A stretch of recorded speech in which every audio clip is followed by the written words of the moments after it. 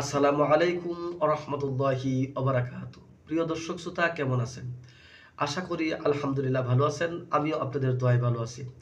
এই পর্যায়ে আপনাদের সম্মুখে হাজির হয়েছি মরিচাষ সংক্রান্ত কিছু তথ্য এবং পরামর্শ নিয়ে। আমি গত একটি ভিডিওতে বলেছিলাম, মনে হয় 12ই ডিসেম্বর বাংলাদেশ হাইকমিশনের সাথে মরিচাষের একটি বৈঠক হয়েছে এবং সেখানে বাঙালিদের জন্য অর্থাৎ আমাদের জন্য কোনো সুসংবাদ আসেনি। তো আমারও সেই দিন একটু মনটা খারাপ ছিল এবং আপনাদেরও অনেকের প্রায় মনটা মলিন হয়ে গেছিল আমার সেই সংবাদটুকু শোনার পরে।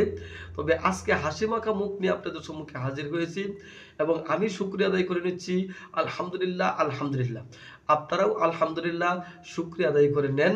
সেই শুকরিয়াটার কারণ হচ্ছে মরিচাষ আমাদের কাছে সংবাদ পাঠিয়েছে, অর্থাৎ বাংলাদেশ হাইকমিশনে সংবাদ পাঠিয়েছেন খুব অচিরেই বাংলাদেশ থেকে কর্মী নিয়োগ নিবে মরিচাষ। খুব অচিরেই অর্থাৎ খুব তাড়াতাড়ি বাংলাদেশ থেকে কর্মী নিয়োগ নিবে মরিচাষ।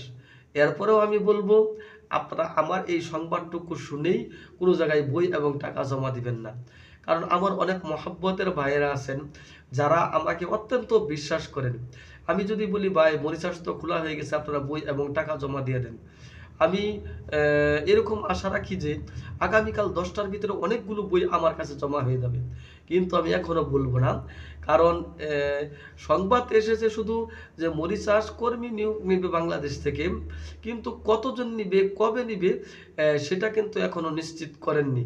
সুতরাং সেই জন্য আমি আপনাদের কাছ থেকে কোনো বই এবং টাকা জমা নিচ্ছি না এবং আপনারাও অন্য কোথাও টাকা এবং বই জমা দিয়ে প্রতারিত হবেন না।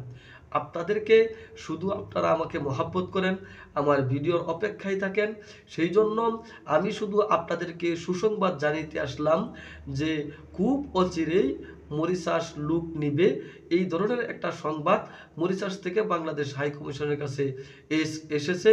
সুতরাং যখন সুনির্দিষ্ট সংবাদ আমাদের কাছে আসবে, আমি আবারও আপনাদেরকে সেই সংবাদ দেওয়ার চেষ্টা করব ইনশাআল্লাহ।